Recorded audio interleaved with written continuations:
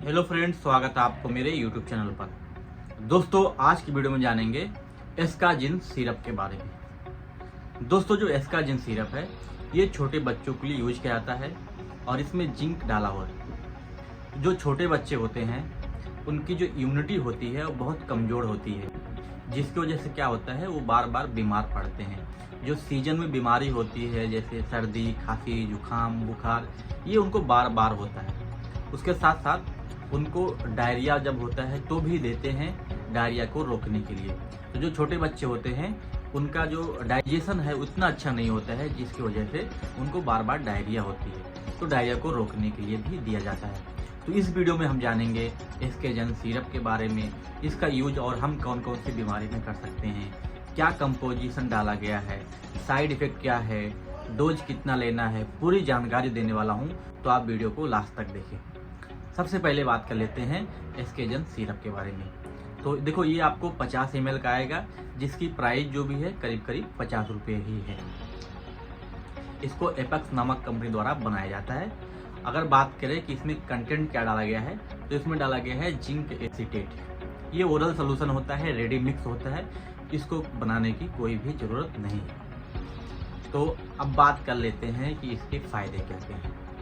तो सबसे मेन जो फ़ायदा है वो जिन बच्चों को दस्त की प्रॉब्लम होती है, जो छोटे बच्चे होते हैं उनकी जो डाइजेशन होती है उतनी अच्छी नहीं होती है, तो उनको बार बार दस्त की प्रॉब्लम होती है, जिसकी वजह से क्या होता है कि इलेक्ट्रोलाइट लॉस होता है, तो उनको अंदर बहुत ज़्यादा कमजोरी आ जाती है। तो जिंक उसमें देते हैं ताकि क्या हो कि उनका जो डायरिया का प्रॉब्लम हो तुरंत रुक जाए।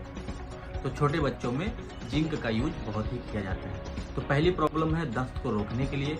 दूसरी जो प्रॉब्लम है, इसको एज ए इम्यूनिटी बूस्टर दे सकते हैं या देते हैं। क्या होता है कि जो बच्चे होते हैं उतने अच्छे डेवलप नहीं होते हैं, तो इनको जिंक की बहुत ज़रूरत होती है ताकि इनकी इम्यूनिटी बूस्ट हो जाए।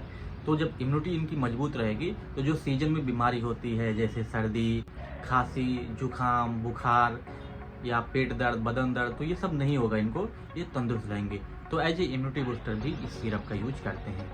उसके अलावा जिंक का जो और यूज है, ये क्या करता है, कैल्शियम के अब्जॉर्प्शन को बढ़ा देता है, जिसकी वजह से क्या होता है कि बच्चों की जो हड्डियां रहती है वो अच्छे से मजबूत हो जाती हैं या अच्छे से डेवलप हो जाती हैं। तो जो जिंक है वो बहुत ही ज़्यादा इम्पॉर्टेंट है छोटे बच्चों में भी, छोटे बच्चों में। अब बात कर लेते हैं कि इसके साइड इफ़ेक्ट क्या हैं। मोस्टली इसके साइड इफ़ेक्ट नहीं देखे गए हैं, इसको एज ए सप्लीमेंट लेते हैं।